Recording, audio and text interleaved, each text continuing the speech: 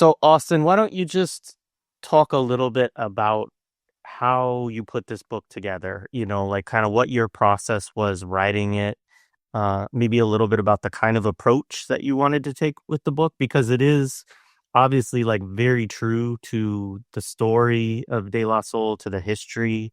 One of the things I also just want to shout out that I love within the book is the way that even characters in the story who some people might not include that much, like Yeah. minor characters, you made sure to kind of, you know, do enough to like point to their lineage, like where they went after, where they come from, right? And like bring them into that story as well, rather than it just being very centered around Paz, Dave, and Maceo. And so the other thing I wanted to say about it too is that you do put yourself into the book as well, right? So you're not just writing it as like this is the history of the group, although it is that, but also this is the history of the group, and these are the different things that were going on in my life, as well as at another layer up of like what's going on in the world as these things are going on and what's going on in the industry. So just talk a little bit about like kind of that writing approach and how came to it and what that was like. Yeah.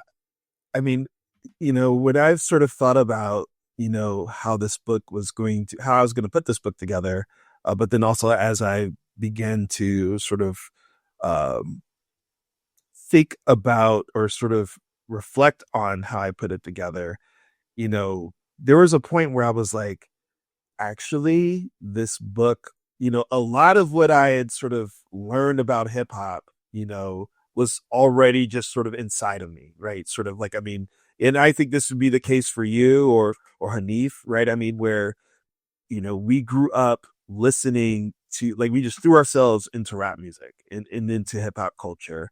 And, you know, buying all the source magazines, reading all of them, having debates and conversations with friends, and then sort of late 90s, early 2000s, jumping online and being able to sort of surf the message boards and read through all of the websites.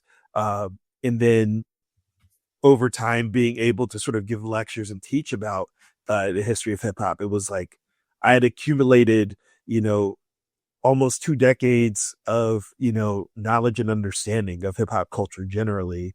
And then just having that relationship with De La Soul as a listener, like De La Soul becoming one of my favorite groups, especially as I grew older, and knowing the records for the most part, and sort of having listened to Prince Paul's discography as well.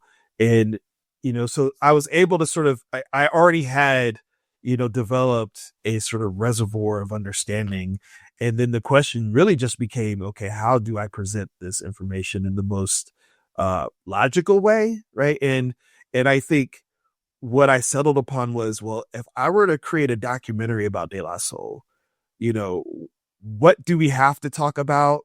And then, of course, how do you address the end? Right. So it just made sense to, structure the first four chapters around their first four albums that, we hold in such high esteem, right? It just made the most sense. Like, if you're going to introduce someone to De La Soul, we need to tell the story about 3 Feet High and Rising, right? I mean, like you have to tell as deep of a story as you possibly can, but then also then capture, what's important about De La Soul is Dead, capture what's important about Balloon Mind State, and then Become the Stakes is High, which, I think critically is an underrated album, even though I think many De La Soul fans appreciate it.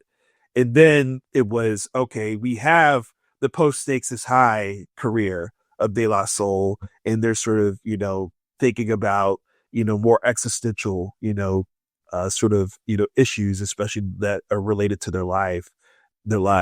And that's when I was like, okay, I don't think it makes sense to sort of do every chapter, by album. And that's sort of how I settled on, okay, the first four chapters is really the sort of, extremely high points that, a reader who doesn't know who De La Soul is or is interested must understand. But then then you have the 21st century, right? And sort of threading, their growth through what's happening politically and technologically, because I think the issues with Tommy Boy and the emergence of the streaming industry uh, are sort of these acute forces, that are sort of operating in their lives and in their experiences. And then of course, we get, days passing, and, you know, it happening on the heels of COVID, right? And happening on, amid a time when a lot of rappers are dying prematurely. And I think it's sort of happening at a moment where we're getting more familiar with death, right? I mean, as a society, right? I mean, it's hard to believe that, 15 years ago, we would have been as okay with all the people who passed away because of COVID and other sort of related, diseases, or because of the hospital system being strained, and frankly, us not having a single payer system, right? Like, we don't have the robust system. So we just basically we became okay with more people dying. And what did that mean? Um, and then of course, sort of thinking about, okay, I don't want to necessarily end it with Dave's passing, because I know De La Soul, Maceo and Posthumous, basically said that they're going to keep going, right? So what does that mean? And sort of ending it by talking about my observations of seeing them at the Kennedy Center, seeing them perform with Robert Glasper, just made the most sense, because yeah, at some point, yeah, things have to end, right? I mean, so like, I was like, okay, I think this is the perfect ending, for this story, because their story is going to keep going. Yeah, yeah. I mean, this was a specific thread that you touched on that, I knew that I would want to talk with you about. And, I actually would love to talk to Hanif about it too. But I have talked to him over the years about, loss and mourning. And obviously that's something that has impacted him a lot. Um, but I think that you talked about the loss of all these folks, and I mean, that's one of the things reading this book is, like, we're talking about stuff that's not, I mean, none of these people are old, and we're talking about the loss of Dave. Obviously we lost Doom a few years ago. We lost Dilla, you know, gosh, what, 15 plus years ago now at this point. Fife. And then obviously as I'm finishing this up this last week, we lost D'Angelo as well. Right. Um, and these are all people that I grew up with who were all older than me, but were not a lot older than me, Right. like, and I think that, it's very, I appreciate you bringing in, COVID-19 pandemic and all of that, and also the single payer, health system, Yeah. because I think this is like one of the really complicated stories that we don't talk about enough. I mean, one is obviously the relationship between capitalism, healthcare, and anti-Black racism in this country, and just the layers of that and how it impacts the Black community and Black men in particular. Um, but also related to this is this other side too, where a lot of these artists keep working and keep having to work because it is their only way to, possibly even get treatment or to get some type of, be able to pay for something or to get healthcare somehow or whatever. Like, I remember I was talking to Ori about this, and I went to the Electric Circus tour in, like, I guess it would have been '03 or '04. I don't remember exactly. Obviously, it was the summer after it came out. And I didn't like Electric Circus, the album. I liked, I liked sonically, but I actually think Yeah. Common, it's not my favorite Common album at all. But the tour was, it was Common, Talib Kweli was opening, and then the very first opener was Gangstar. So I was actually most excited to go see Gangstar live, and I'm so grateful that I did. Another person, Guru, obviously, that we Right. lost. And Dilla was there because he was like, I don't know if my memory of this is wrong. So I remember him playing the drums in the band. Now, when I Google it, it says Kareem Riggins was the drummer on that tour. but I don't know whether he wasn't there for that show and so Dilla just did it, or if Dilla was just there as like, a beat maker and Common brought him along on the tour so that maybe he could make some money. I'm not sure the circumstances, but it was not that long. It was been like a couple more years before Dilla passed away. And so, yeah, I don't know why I guess I just tell that story just because like this is all of what this book also brings up for me. And also the way too of when I go back and listen to De La Soul now, I'm also just so drawn to Dave in a way that I liked Dave. I always thought Dave was a good MC, but when you go back, he's so good. And I Yeah. and it's No. one of the things too that I think is sad also about some of the things that media does around rap groups and stuff like that is like you got to pick the artist who's like the guy in the group, right? And Pasta News was always the one that we were told was like the most talented MC in De La Soul. And I wouldn't like harshly argue that, of course, with anyone because Pasta News is like incredibly talented as an MC. But there's a way that framing, I think, really does a disservice to Trugoy or to Dave. Um, and I appreciate all the ways that this book, it also became its own process of rediscovery for me of like, okay, I'm going to go back and listen to all this. Actually, I'm going to spend a little more time listening to these AOI albums that I didn't love as much when they first came out as I liked some of their other work and see how they sit with me now as I'm a little bit older. And so anyways, I just wanted to thank you for all of that. But also, if there's anything I said there that you want to respond to, feel free. Yeah, I mean, I think, uh, yeah, a few things in terms of, yeah, I remember I saw De La Soul, and it's wild because I forgot about this, right? I remember, seeing one of the Spit Kicker shows in the early 2000s.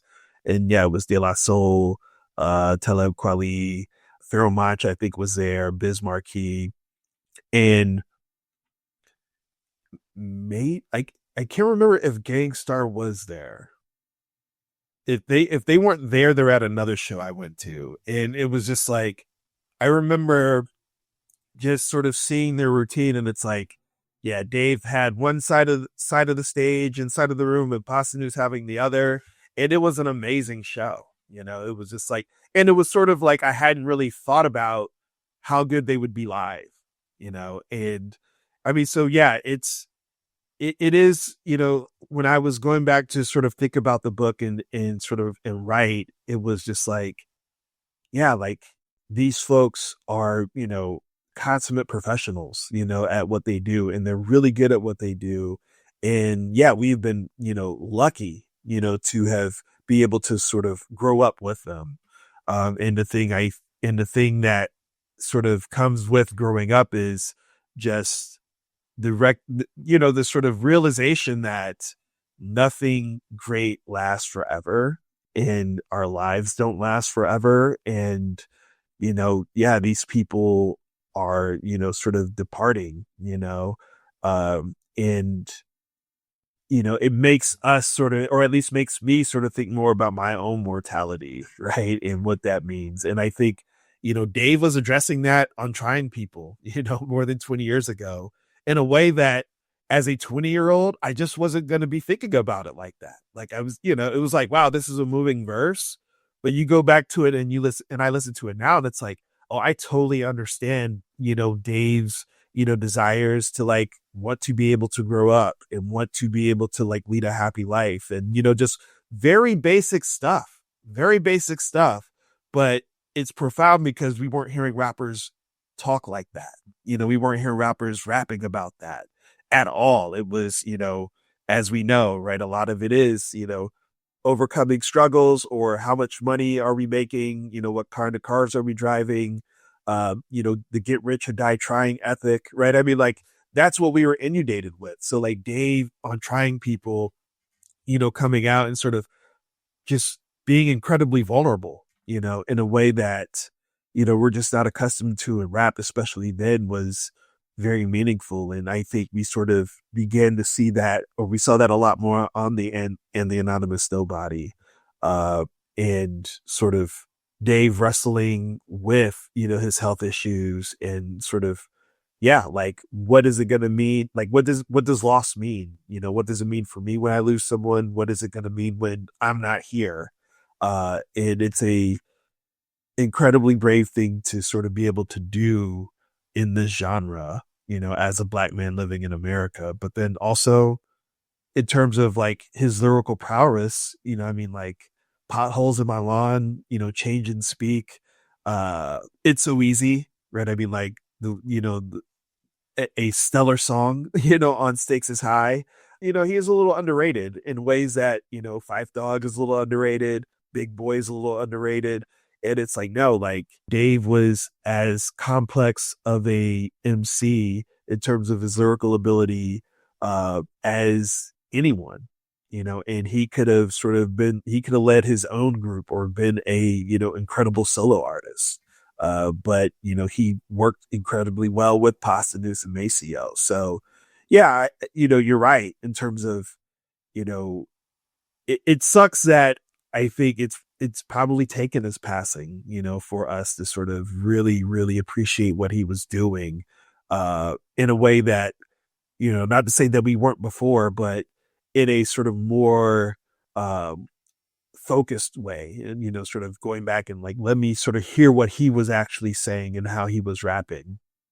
I want to talk to you a little bit about their style, Yeah. and I know that it changes, of course, over time. Certainly the way that each album has its own kind of vibe, I guess we could say, right, in some ways, but more about their style of rapping, right? Because I was really thinking about this.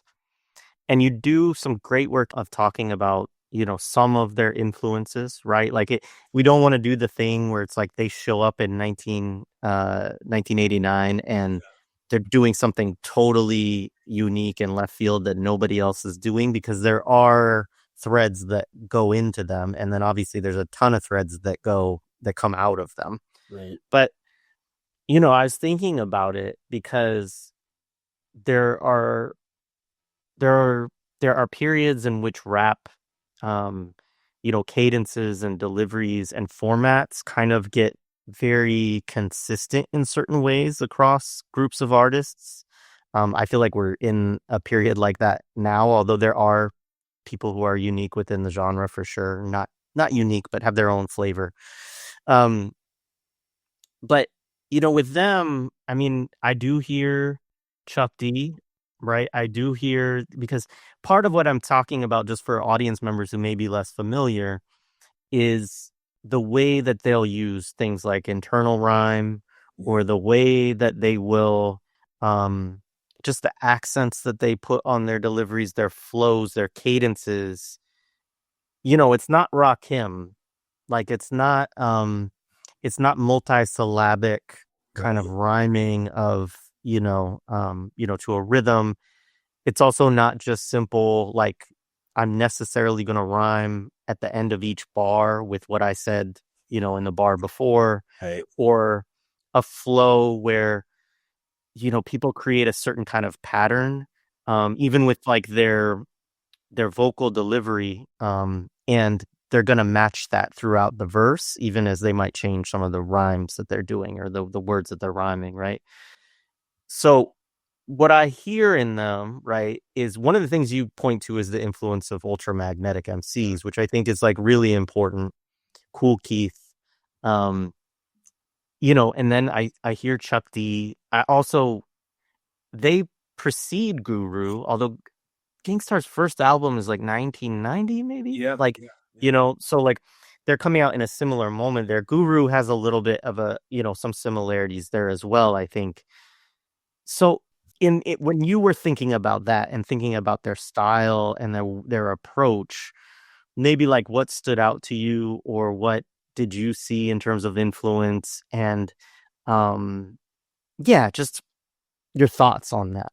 Yeah, I think, what's interesting about, I mean, if you take and I'll talk about their flow, it's like you take Me, Myself and I, Potholes in My Lawn, and it's like they like Potholes in My Lawn is, more abstract than Me, Myself, and I, but their delivery that is sort of more deadpan, right? They become sort of the master of the sort of deadpan, sarcastic flow, right? Where it's just like they're rapping the words, especially on Me, Myself, and I, and they mean them, but they also are they're rapping in a way that they're sort of, if you could pick up on it, which it just means you just need more context in terms of how they are sort of how they approach that, like how they feel about the song.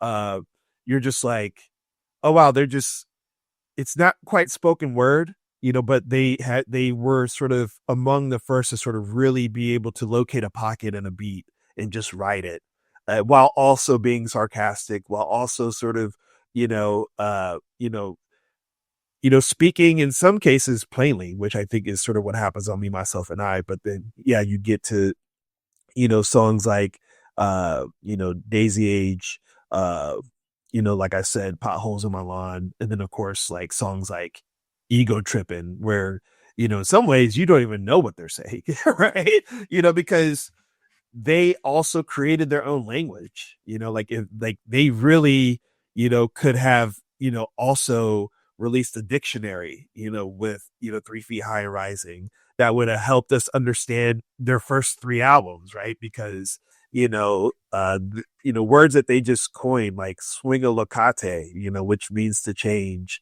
or sort of Derwin, like they're like sort of using names and creating their own words. And, so like they're doing this. And I think that, yeah, it does flow from, Ultramagnetic, Cool Keith and Said G's sort of abstract rhyming.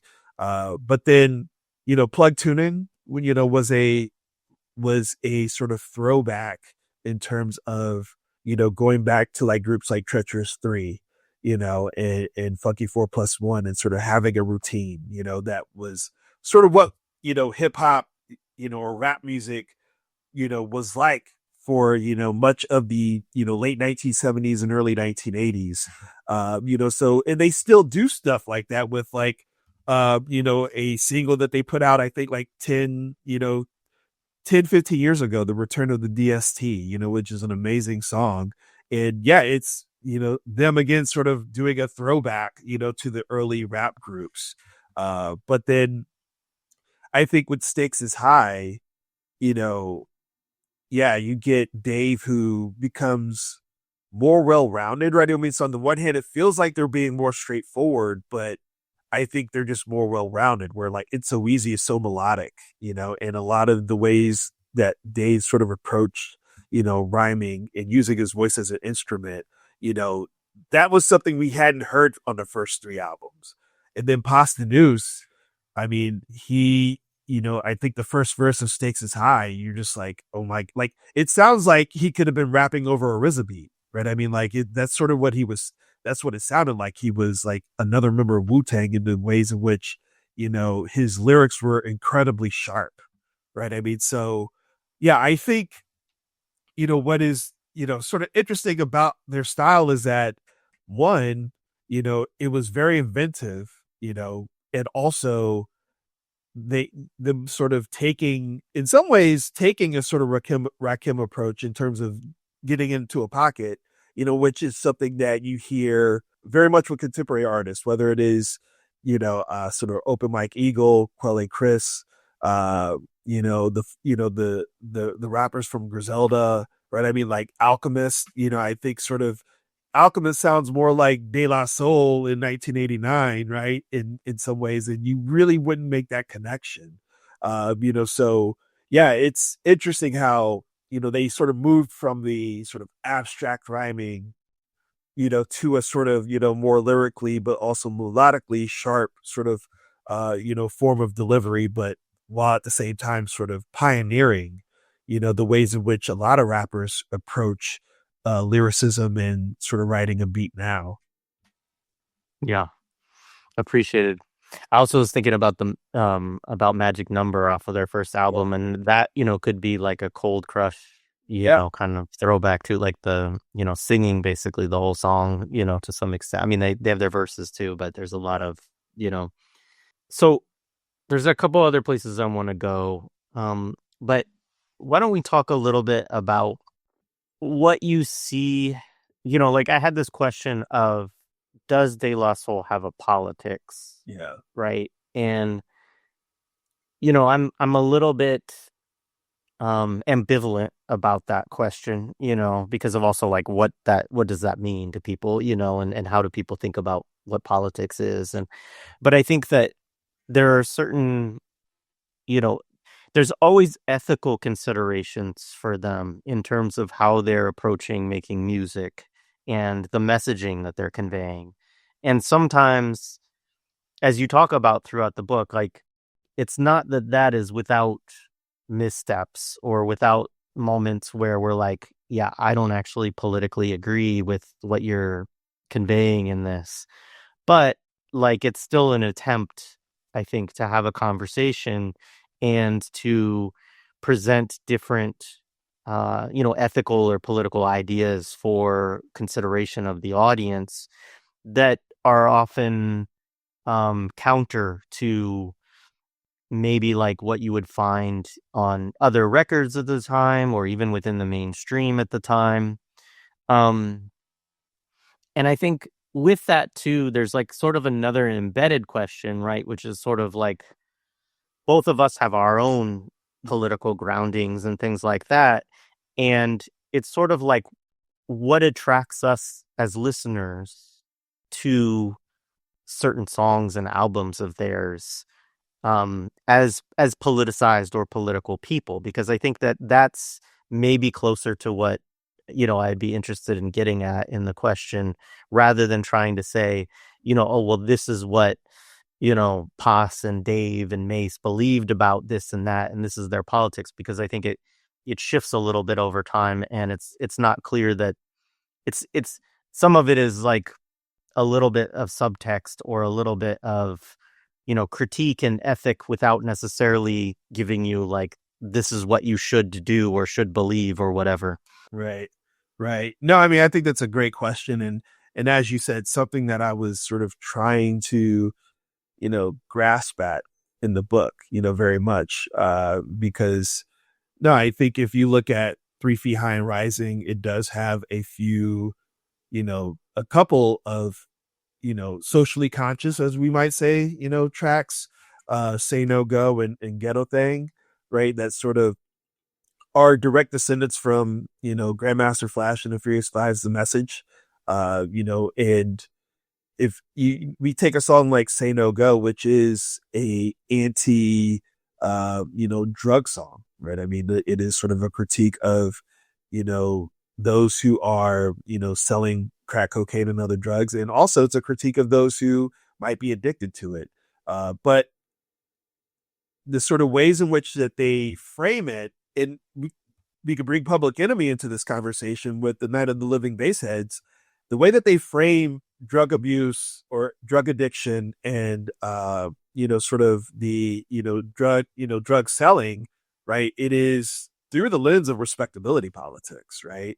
And maybe when I was like 12 or 13, that might have been something, if I was like trying to think more consciously, or at the ages of like 15, 16, or 17, that it might have appealed to me. But then the further that we've sort of gone from the 1980s in the crack era, the more that we, began to sort of really accept that, no, like, there were structural reasons, right, for, sort of the sort of creation of the sort of open air drug economies, that, have very much to do with the sort of the oppression of, or the sort of repression of the civil rights and Black Power movements, the ways in which, the Black political class, sort of emerged in the 1970s and were at the front line, fighting.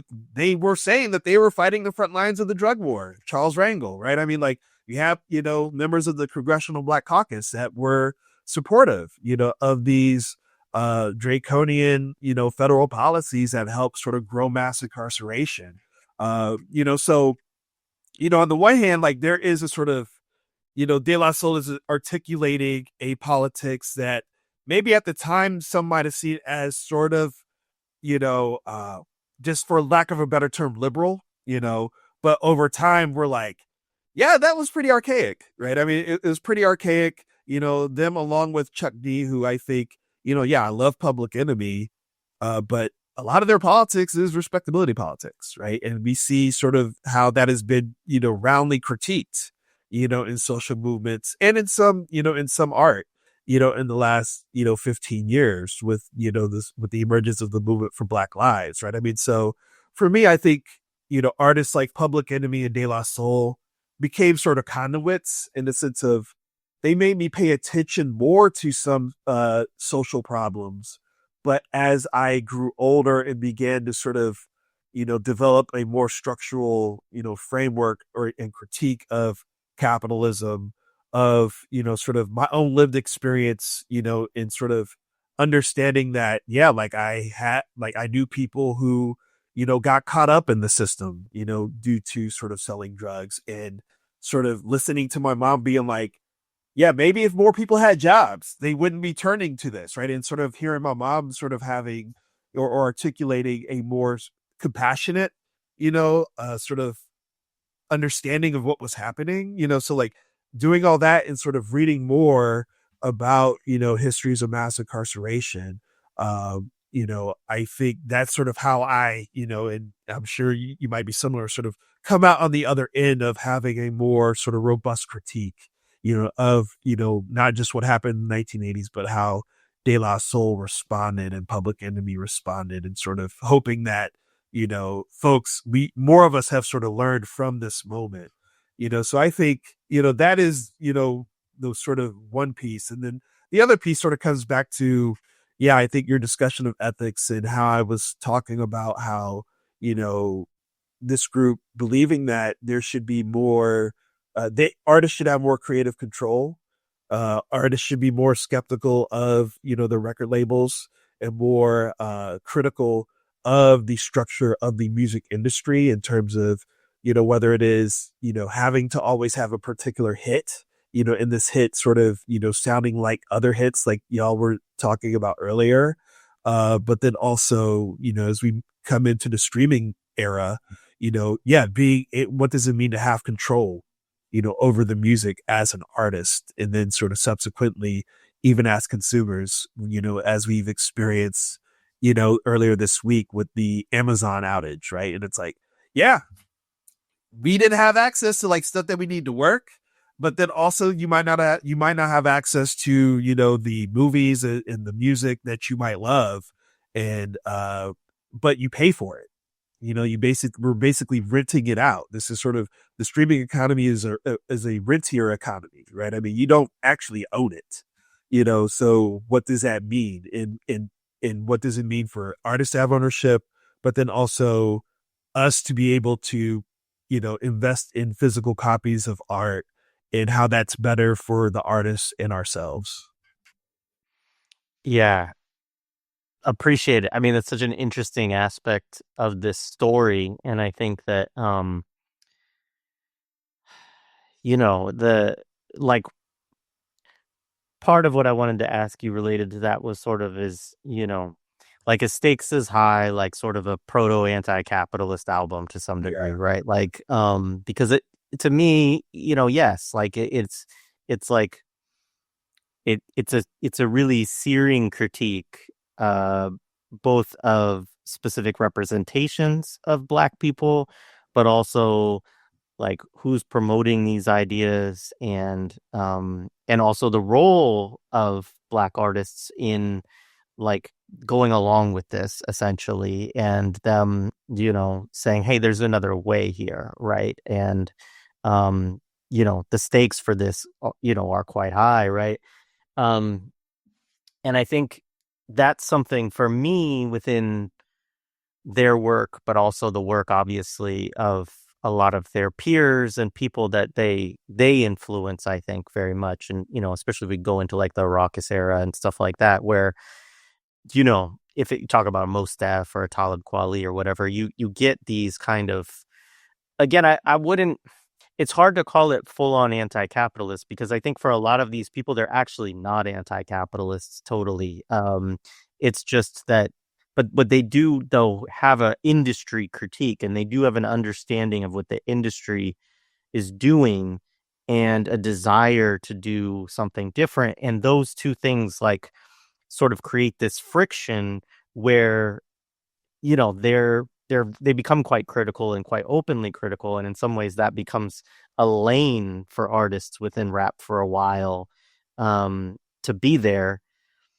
And that's complicated as well, right? Like, Yeah. there's a period you talk about in the book of like this era where like you didn't want to listen to anything within the mainstream for a little while. And I definitely went through this as well of like, oh, you're listening to that, like you don't know what's going on. Like, Right. like Exactly. we've got this over here. Like, Right. this is the real shit, and then it shifted for me at a certain point. I think actually like Jay-Z's The Blueprint was a big like kind of watershed for me of like, okay, like maybe I need, Right. I I don't have to always sneak this stuff on the side. Right. Like I can listen to it, Right. and still listen to my other stuff, but it doesn't have to all be framed in this kind of like, politics of like war between the underground and the mainstream or something like that. Um, but I think that piece within something like Stakes is High, and it continues in a lot of their other work. Although I would say this was something probably for me that made the AOI series a little bit harder for me to Mm. listen to initially at the time, Yeah. because it felt to me, I actually liked the first one quite a bit, Yeah. like individual songs on it, Yeah. but even sonically where they went and like all that stuff at the time, it's like, oh, they're back to kind of trying to find their lane within the mainstream here. Still like holding to, it's not like their message gets like watered down or something like that, I don't think. But just on a level of sound, I was like, oh, you're kind of trying to do like the Rock Wilder beat kind of, Yeah. thing here throughout this. So I realized I just rambled there and didn't come up with a question at the end of it. I guess one place we could go next is that legacy of the 21st century De La Soul. And like that's one of the things that I really appreciated in this book too, because I'm very much kind of a first four albums De La Soul person, and then I've listened to And the Anonymous Nobody and think it's good. I um Mosaic Thump, when it came out, I bought it, and there are several tracks on that album that I actually really love. My Rights is like one of my favorite songs on that album, and I also really like The Art of Being Jumped. Yeah. Yeah. Um, The same.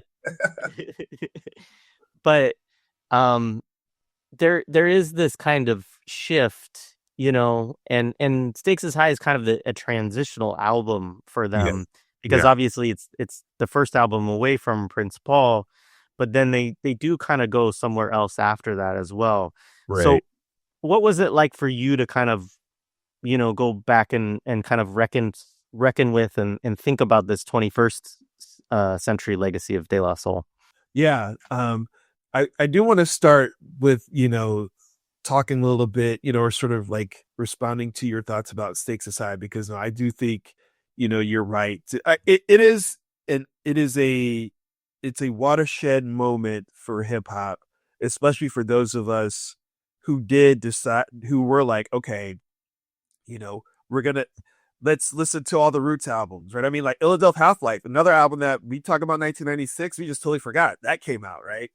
So like, yeah, we're good. The Roots, Common, Company Flow, Most Def and Talib Kweli, Lyricist Lounge, Sound Bombings, right? I mean, like, Dilated Peoples, right? I mean, so some of these, underground, artists that were coming out of the West Coast, right? Madlib is starting to sort of, come do a little more. Defari. I mean, so like, yeah, like it was a sort of watershed moment for those of us who were looking for something slightly different. Of course, you have Pastanuse's sort of acknowledgments of the sort of the strength of racism in American society, right? A meteor has more right than my people, right? I mean, like lines like that, sort of lines about racism being here to stay on the intro track. Uh, and then sort of their constant callbacks to Criminal Minded, which I think is also interesting in the sense of like, for those of us who were sort of like, okay, we feel, at least for me, I feel alienated from Tupac, Biggie, I feel alienated from what Sean Combs is doing. I'm not really sure about, Cash Money Records, like stuff that, over time you might come back and appreciate. But at that time, you're just like, you get, what folks are calling the ick, right? You're just kind of like, I don't know about this, So like our answer to that was, let's go listen to more old school stuff too. And I think that's what De La Soul sort of was teaching us to do, was like, actually, we might need to go back to Criminal Minded. We might need to go back to Edutainment. We might need to go back to Let the Rhythm Hit 'Em, right? I mean, like we need to go back to the Public Enemies and sort of rediscover what made rap music great, which is kind of a weird, sort of like small c conservative thing too, right? We're just kind of like, going back to some sort of mythic past, but that was one response. But then, yeah, the other response is, just, okay, like, what's going on with sound bombing? What's going on with Lyricist Lounge and Most Dev and Tillib Quilly or Black Star? And I think that is sort of a direct response to Biggie and Tupac's murders. And having songs like Children's Story and Definition, where it's like they're recognizing that they also are sort of picking up the mantle of, or the recognition that the stakes were high. Children's Story being a critique of, Diddy's conspicuous sampling. Songs like Definition, like the song and the video, right? I mean, just sort of like bringing hip hop back down to the streets in a way that was not, sort of, not sort of showing the quote unquote streets as just this sort of, terrain that's, the hardest of the hard were sort of, operating and moving in, but the streets in the city as this sort of living organism, and that, everyone was a part of, right? I mean, so like, I feel like there was an element of Black Star that was, presenting a more inclusive vision of what hip hop could and should be, and not just about the 1% of rappers, so no, I think, yeah, like stakes is high, is incredibly important in that trajectory. But, my experiences with, the artificial intelligence albums, and then the Grind Date, which I think is very underrated too. I feel like my experience with Mosaic Thump was rather positive, and I think part of it was because of when it sort of appeared in my life. I mean, it was the year that I graduated from high school. I was starting college. I went to the regional campus of Ohio State in my hometown of Mansfield, and so like there was something about that album that was very optimistic, right? I mean, like songs like You Can Do, Copacabana, My Rights, like you said, the song with Busta Rhymes. And then, I love Declaration, just the beat and, Posthumous really going in on that. And then, yeah, The Art of Getting Jumped, was a great song. I mean, so like we're starting to get the artists, we're starting to get De La Soul, sort of reckoning with their past of like sort of also being known as, a group that weren't afraid to sort of, get into fights, right? I mean, it's like that was sort of catching up to them, in that song, and then also in You Don't Want to BDS. So, yeah, like that album sort of came at a time for me where yeah, you're graduating from high school, you're starting college, you feel a little more optimistic about your life, and we hadn't really hit the 2000 election. We obviously hadn't hit, the 9/11 attacks and sort of what that would do to our politics, right? Both of these events, so like it was interesting for me. It was sort of my last moment of innocence, right? I mean, like this is even before, Mamadou Diallo was murdered, by the NYPD, right? I mean, so like it sort of captured this last moment of innocence for me. And I think that's why, I still, sort of hold it, close. And it was sort of one of the last albums that I would experience with some of my high school friends who we all sort of, grew up, going back listening to hip hop, so yeah, Mosaic Up to me has a special place. Bionics, yeah, it was probably the first De La Soul album that, I like songs from it, but it didn't really click until like I went back to start listening to it, doing the research for this book, where it was just like, oh, like, yeah, I was just too immature. I was still too immature for an album like that. I think. And then also, yeah, there were just, some songs that were kind of awkward, like the song with Slick Rick. You're like, this kind of, like it's kind of a cringe song. But then like Trying People, uh, you know, simply having, the sort of remake of the Tribe, song, another song where I was like, I wish this would had gone longer. Bionics, also, I think it's called Watch Out, like, that's an amazing track. But yeah, it was the first album where I was kind of like, okay, like I'm always going to be a fan of De La Soul, but this album, compared to the other ones, is the one that, doesn't, didn't have the same type of impact, but then the Grind Day, yeah, to me, it feels very underrated, because of, I mean, Rock Cocaine Flow, much more like two of my favorite De La Soul tracks, and then, so they have more songs with Dilla. I like the song with Ghostface, the song with Common. And yeah, I just felt like I wish they would have had the type of, the marketing budget that rappers had in the 90s with it, because I just wish there would have been videos for Verbal Clap and much more in a true video for Rock Cocaine Flow, because those were just amazing songs. And it was like, oh wow, this is the De La Soul I fell in love with, so yeah. And then of course just the labor themes, that sort of are sort of, embedded in the Grind Date, in terms of,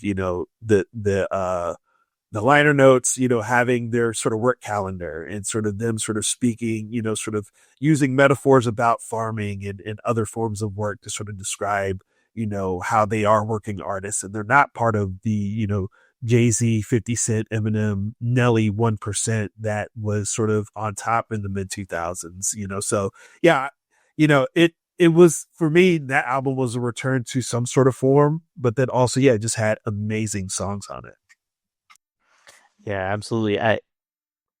It's almost in a separate category for me for some reason because it feels, you know, it definitely felt like an album that they were giving to, to underground fans specifically. I Yeah. think particularly after the AOI albums, which Right. again, like there's great stuff in those albums, but they definitely take a sonic approach in those albums where like you could see any of those songs on the radio or on, BET or MTV in terms of just the way that they're produced and how that kind of fits within, a lot of kind of what's mainstream in terms of music. And then, the Grind Date, you know, it has MF Doom, but it feels marketed to those of us who are like in love with Doom in that Right. era, and in love with Ghostface. And so, I think that there's something really special about that album too. And that's kind of part of De La Soul's legacy too, is those moments where maybe they feel like they've lost folks a little bit and then they have to like step back in and remind you of like, who they are. And they have a great, I think, relationship with, the audience of listeners who have, supported them and shown up for them over the years. And even as they try different things and do different things, they never really, you know, turn their back or go in like a completely different direction. So yeah, I appreciate you talking about that album. I want to talk, and maybe we could kind of like start to wind down on this, but um, I do want to talk about Prince Paul and Yeah. them because I think like one of the things for me, and I was thinking about this a lot as I'm reading the book, is I mean, I remember how big of a deal that was when they stopped working together, and I remember it being talked about in terms of like what's going on and why, and as you know, they both do great work apart from each other. Yeah. But there is something very I, special about those first 3 albums.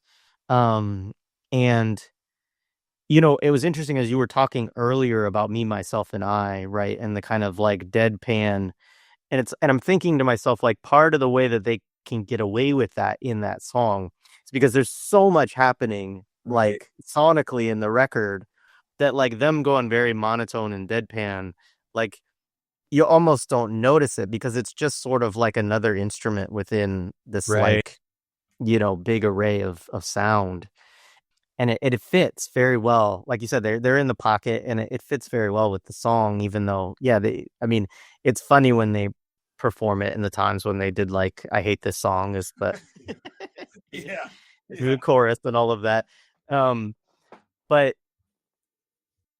I was always sad, I think, and I still kind of am sad um that even that they never went back. I mean, I know that De La Soul has worked on Paul's projects post this, but he actually, in the interview, and I went back and listened to some of those conversations he had with Open Mike Eagle, which I recommend that Yeah. people Yeah. should, and you talk about him in the book. Yeah. Yeah. Um, he talks about, like, that they never invited him back to do, another song. Yeah. And you can tell there's some stuff there, because he's obviously older. He comes through from Stetsasonic. He knows what he's doing. Um, and there's also funny stories of him making them do stuff on, the early albums that maybe they didn't want to do, right? And so there's also, like, kind of a way in which, Tommy Boy is like one entity here that they're clashing with, but in another respect that Prince Paul is also clashing with them, in some ways, but, like, the creative energy there is so good. And Paul was somebody too who afterwards he took his sound in a lot of different places, even to some of the same kind of places. I mean, he has that song, or that was it, The Art of Business. He has some album where he does like it's like sort of a critique of the music industry that he does Yeah. later.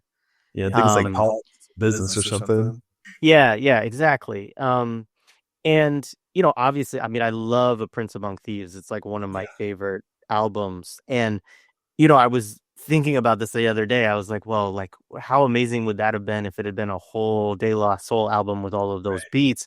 But then I think, well, then Breeze Bruin doesn't get to, like, Yeah. be the star there, and he's like Right. one of my favorite rappers of all time too. Yeah, he's awesome. And so I don't know. I mean, it's not so much to relitigate it, right? Because Paul has talked about it. I'm sure that De La has talked about it in certain forms. It seems very much that just creatively at that period of time, they kind of wanted to do different things. And, De La wanted to do something specific. And what Prince Paul was bringing for beats for Stakes is High when he started out on it with them were really not what they were looking for. And maybe some of the direction too, in terms of like skits or critiques or whatever.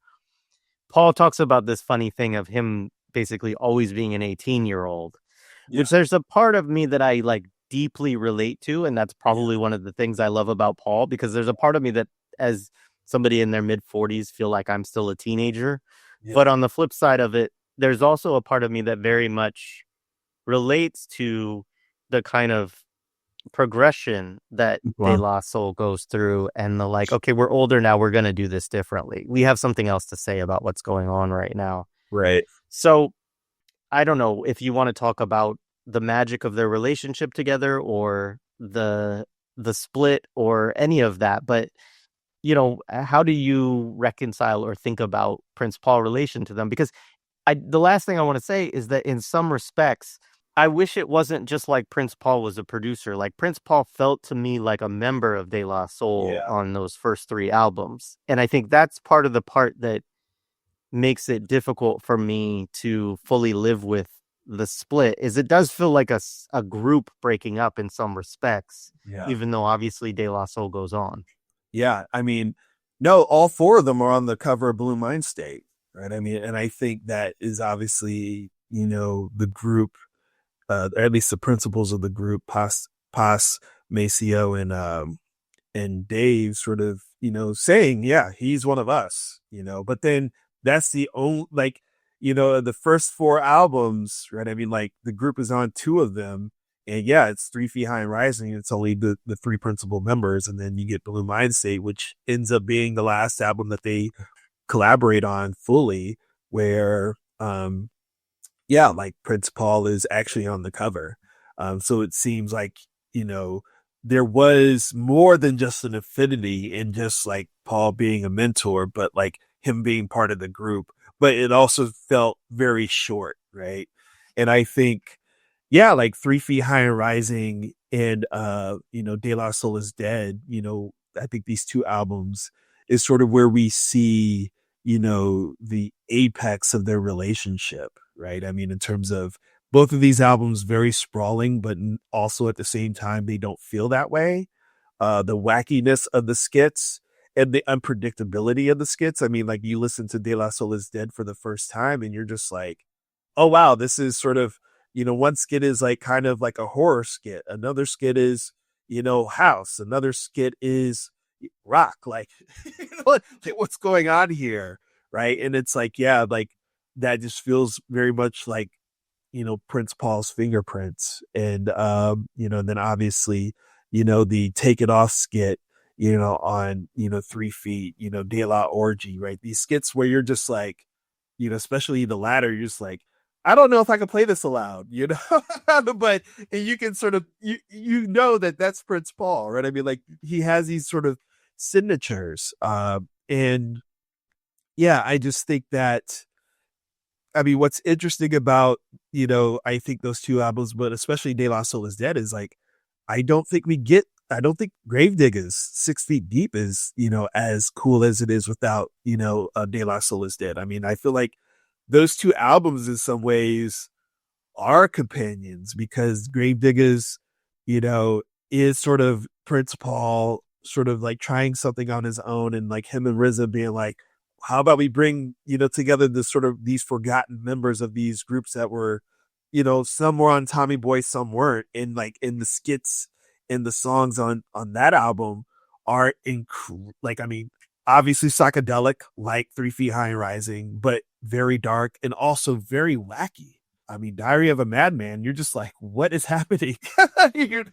Like on songs like that or Trippin' or Two Cups of Blood, you're like, what is going on? And so like, that's sort of one example of like where you see like also another way that Prince Paul just shines when it comes to like being a visionary when it comes to putting together albums. And no, I feel the same way about A Prince Among Thieves. I mean, like that was sort of, you know, it's like that was a high point of, just of a sort of rap album that is telling a full narrative and wishing that there was a real movie, to go with this. I always look, I'm like, doesn't it exist somewhere? I'm always arguing, like, there has to be a VHS of this somewhere, Right. 'cause it was Yeah. the promise, right? But I think it was just a marketing kind of Right. thing. But yeah, like it's an amazing, Yeah. yeah, amazing album. Yeah, amazing album. And yeah, like I mean, Prince Paul just playing these tricks on us, where it's just like, yeah, this is what I'm doing, and it's like, and he said like, and he'll sort of make these promises or these declarations with a straight face, so you believe him, and then it's like,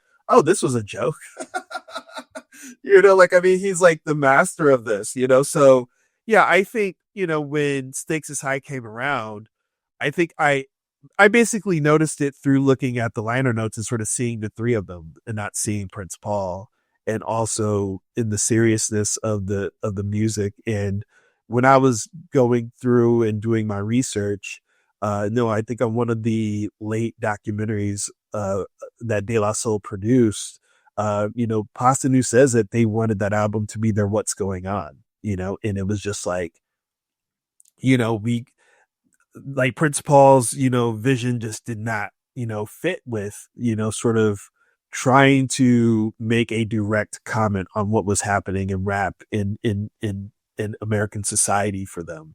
And I think when I heard that, that's when I was like, okay, that makes, it's like, it's too bad, that Prince Paul and De La Soul, yeah, there seemed to have been some sort of breakup. And then I heard that, I was like, well, it kind of makes sense, like it's hard to imagine Prince Paul sort of, being, sort of within that sort of creative space. And then of course, you read the reviews, and that's sort of, always near the top of some of these reviews of Stakes is High is that Prince Paul isn't there. What does that mean? But then, yeah, it's like, yeah, could we imagine if, De La Soul had been the ones who, starred in A Prince Among Thieves. And I think De La Soul tried to do that with First Serve and it wasn't as good. Like it wasn't as good. Like Prince Among Thieves, you're just like, yeah, like it's so underrated, but also not among, those of us who are sort of into the underground stuff. And you you can't get you can't get Hamilton without it. Like there's no Hamilton. Like I don't think someone does Hamilton on their own without, a Prince Among Thieves sort of existing in the world, right? I mean, so like Prince Paul sort of, that album is a blueprint for, for that sort of project as well.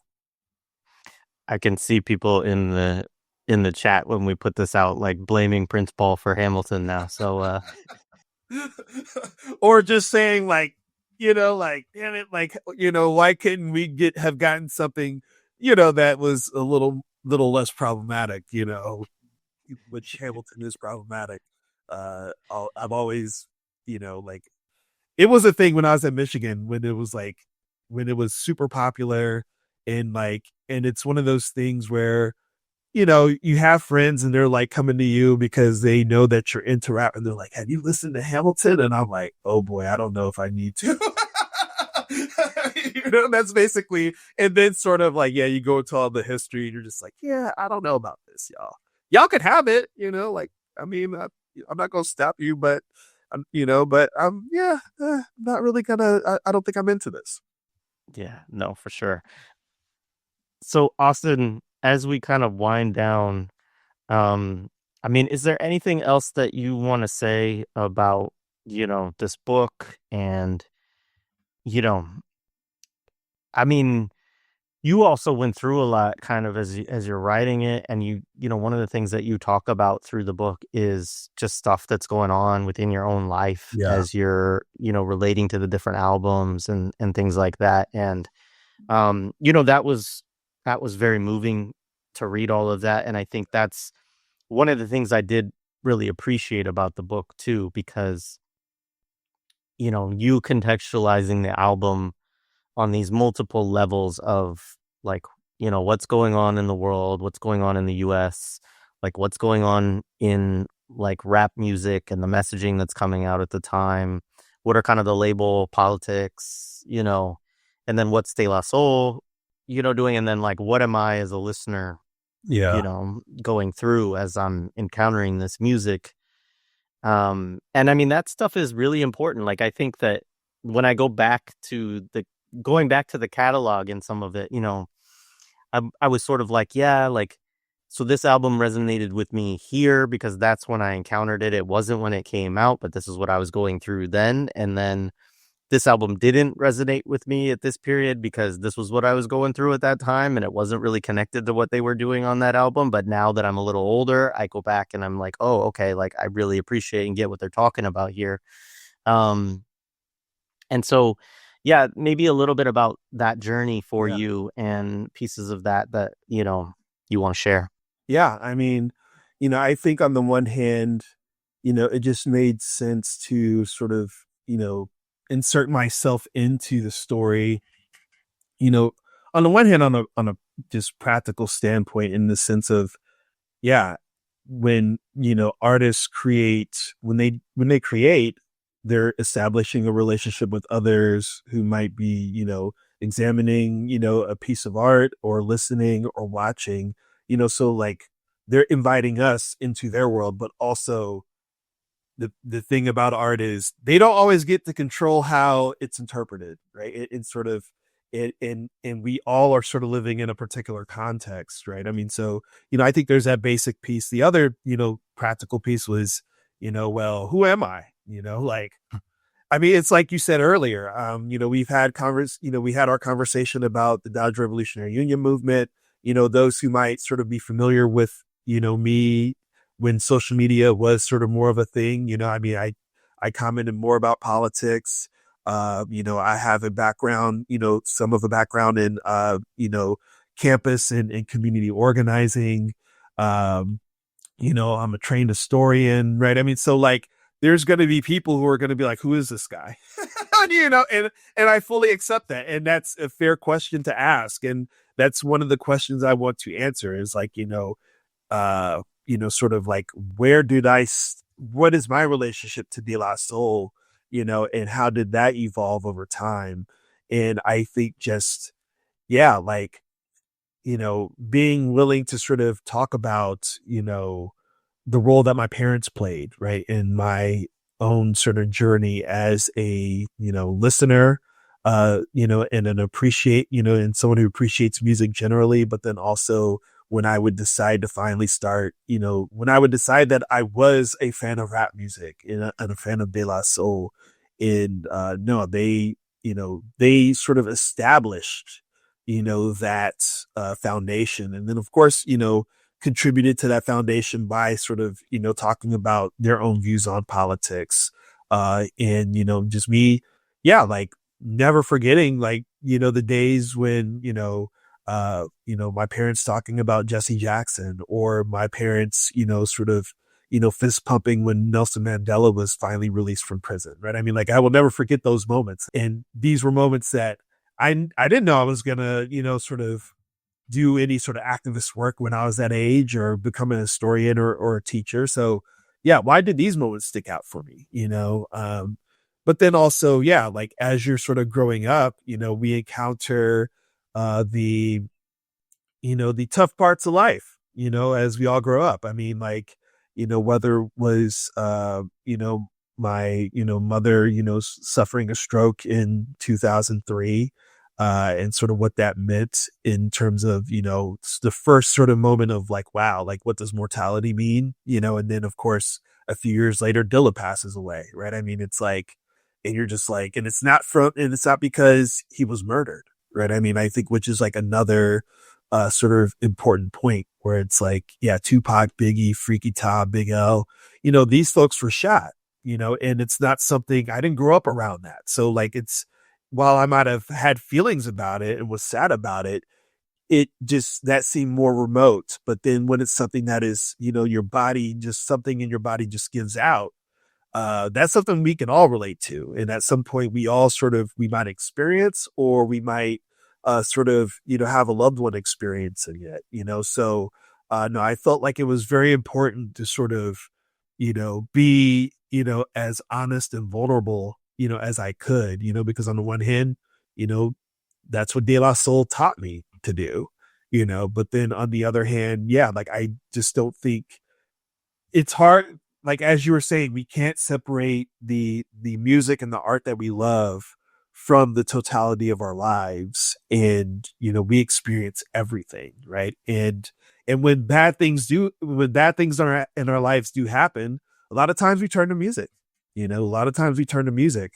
And I think, that is sort of part of, the journey of writing the book and learning more about myself, and sort of learning more about the relationship that I have to De La Soul as a listener, but then also that I have to music generally, So yeah, when, my parents, when my mom passed away in 2017, like it was like, wow, she was, one of the main sort of sources, for my musical knowledge, and for my political knowledge and my politicization.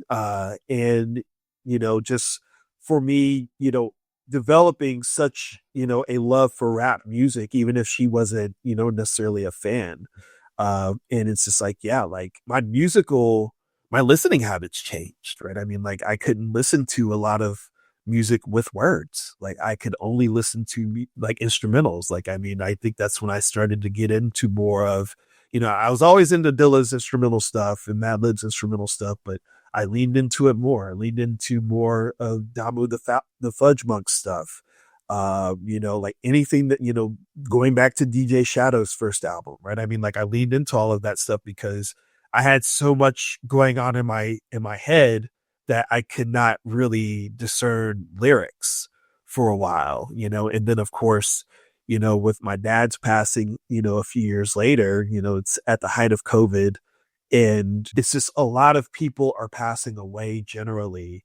And, there's some hip hop, or rap artists that passed away as a result of COVID as well, like Fred the Godson and DJ Slay, right? I mean, so we're in a moment where we're just like we don't know if we're going to survive this, right? And it's the first time I think our generation and the generation before and the generation after us really had to deal with that. And the sort of go back and sort of listen to A Tribe Called Quest's last album, with Five Dogs, sort of some of his final performances. Like, I know he has a solo album, and I've only listened to two songs from it. Still, like, it's still hard for me to, like, okay, I don't know when I'm going to be ready, to listen to Five Dogs solo album.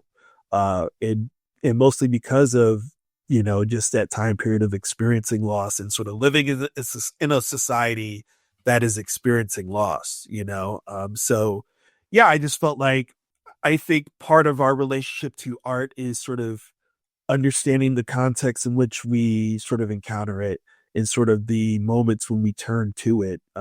Because yeah, like, I think for me, music, sort of becomes, this sort of, it's sort of like a blanket, like, it's one of those things where if I want to think about my parents, I have a playlist, for that. You know what I mean? Like, if I want to sort of think about, Dave, obviously I have a playlist for, De La Soul playlist and a Dave playlist, right? I mean, Tupac, right? I mean, like, all these, all these figures, right? I mean, so, no, I think, it's something that, especially like this sort of, death is something that we should talk more about it, because, at least, me speaking, I mean, it's like, yeah, I'm afraid to die, but I think talking about it and sort of being honest about it, and sort of being honest about how art might sort of help us sort of, grieve,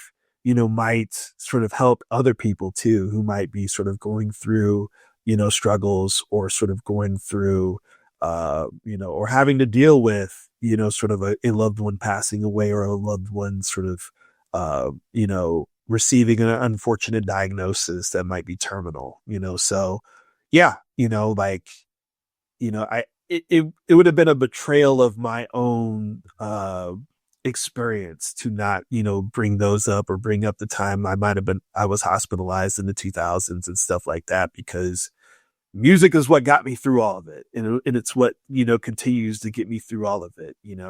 When I was hospitalized, when my appendix ruptured, uh, you know, I didn't have access to, like, we didn't have iPods and all this stuff. So, like, I didn't have music, but I could watch MTV, and I could remember, the intro to Nas's Stillmatic line for line, like, and that's what sort of was in my head. Right. I mean, so yeah, like, I mean, music helps us get through all of this stuff for those of us who, are fans of it. And I think, I hope that's sort of one of the lessons that comes from reading the book. Yeah, it definitely was for me. Um, and I'm gonna let you go in a minute, but I do want to ask.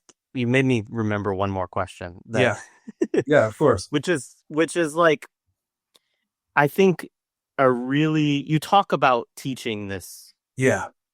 to kids, right? To not kids, college students, Sure. right? Yeah. Yeah. Yeah. Um, and one of the things that you talk about too is the way that music, the way that we, I don't want to use the word consume, because that's not, Yeah.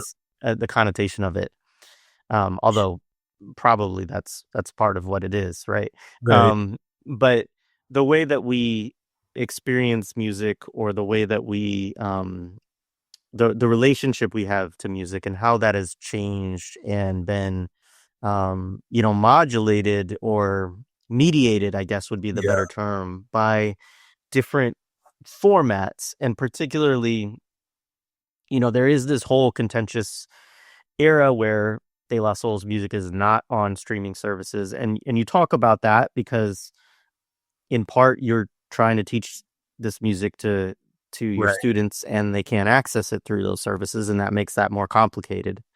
Um, but the piece of it that I really also appreciated you bringing up is the relationship that we have to albums, Mm-hmm. right? Which, like, I think that De La Soul have always been, I mean, I have my specific relationship to their albums from, 89 to 96 that is different than my relationship to all the others. And a lot of that has to do with the age in which I encountered and how much is going on in my life Right. and the kind of, you know, the personal side of thing, which is also why I appreciate you saying what you just did Mhm. before, because I think so often with music criticism or music history, there's this false attempt by the author to remove themselves from the story and just present it as like, this is the nonfiction account of De Mhm. La Soul or something like that.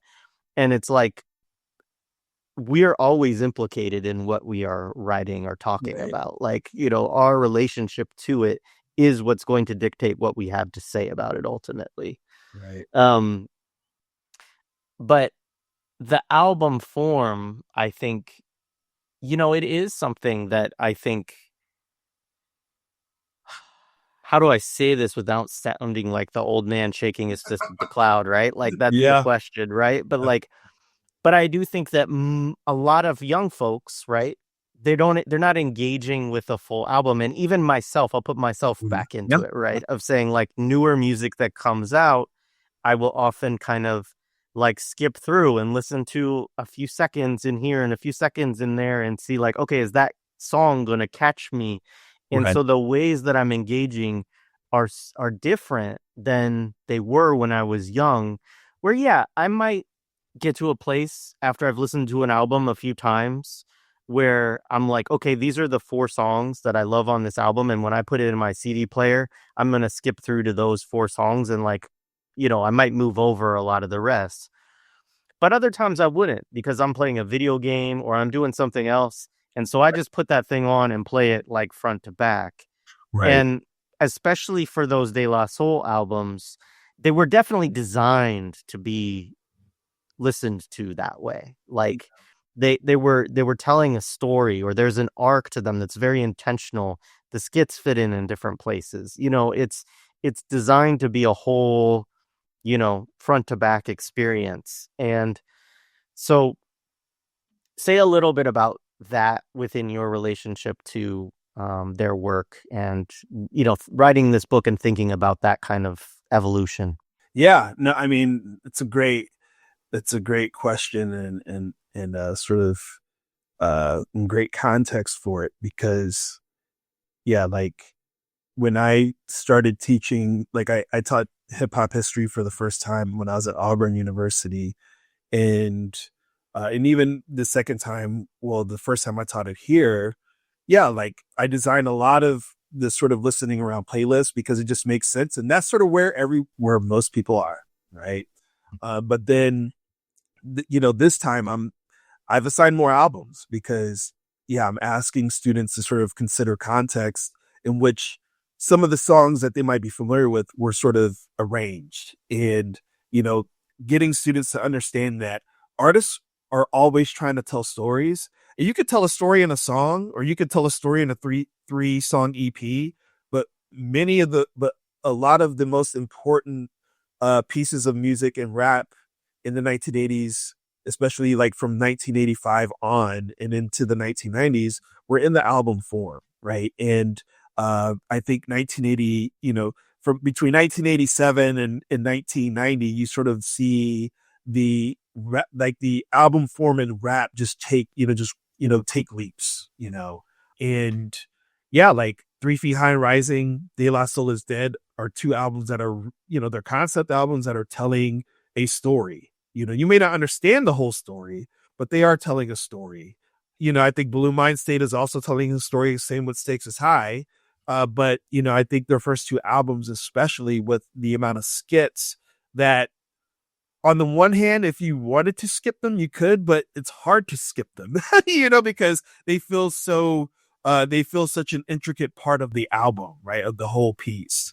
So like, yeah, getting students to understand that the album was in itself a work of art and not just the sort of 20 songs that might appear on the album, but also the album arts, the comic strip within, 3 Feet High and Rising, and within De La Soul is Dead, right? I mean, like all of this was meant to be part of a package to be consumed, as a whole. But then, of course, you know, we were making mixtapes in the 1990s, right? I mean, like, mixtapes.